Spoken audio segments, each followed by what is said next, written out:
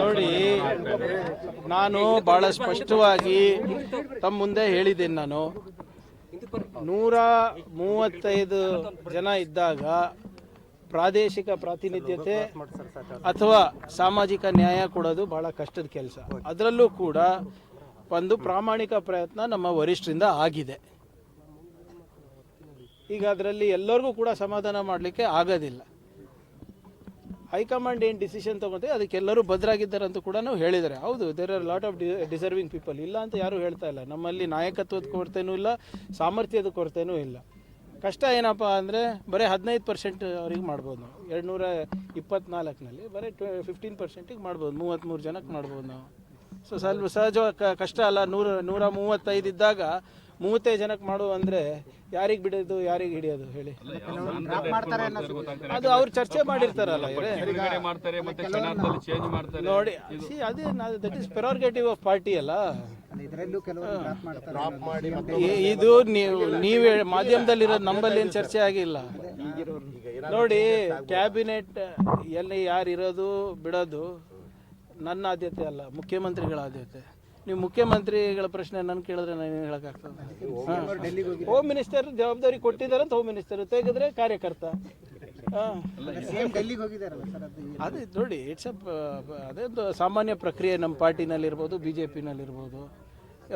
ಒಂದು ಆಯ್ಕೆ ಪಟ್ಟಿ ಆದಮೇಲೆ ಹೋಗಿ ಹೈಕಮಾಂಡ್ ಅವರಿಗೆ ತೋರಿಸಿ ಅವ್ರದ್ದು ಏನಾದರೂ ಸಲಹೆ ಇದ್ದರೆ ಪಡೆದು ಬರೋದು. ಅದರಲ್ಲಿ ತಪ್ಪೇನಿದೆ? ಈಗ ನಾಳೆ ಆಗುತ್ತಲ್ಲ. ನೋಡಿ, ನಾನು ಹೇಳ್ದಂಗೆ ಎಲ್ಲ ಜಿಲ್ಲಾ ಉಸ್ತುವಾರಿಗಳು ಇದ್ದಾರೆ. ಇದಕ್ಕೋಸ್ಕರ ವಿಶೇಷವಾಗಿ ನೇಮಕ ಮಾಡಿದ್ದಾರೆ ಮುಖ್ಯಮಂತ್ರಿಗಳು. ಯಾವುದೇ ರೀತಿಯಾದಂಥ ತೊಂದರೆ ಆಗಬಾರ್ದಂತ ತಾನೇ ಮಾಡಿರೋದು.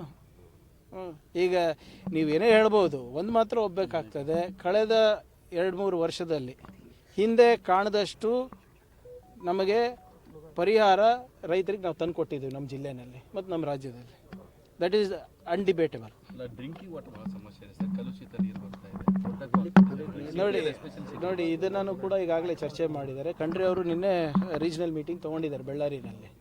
ಸೊ ನಾನು ಹೇಳ್ದಂಗೆ ಇದು ಒಂದು ವಿಚಿತ್ರವಾದಂಥ ಬೆಳವಣಿಗೆ. ಇದು ಎಲ್ಲಿನೋ ಯಾವಾಗಲೂ ಆಗ್ತದೆ, ಈ ಸರಿ ಸೂಪರ್ ಎಲ್ಲಿನೋ ಆಗಿರೋದು.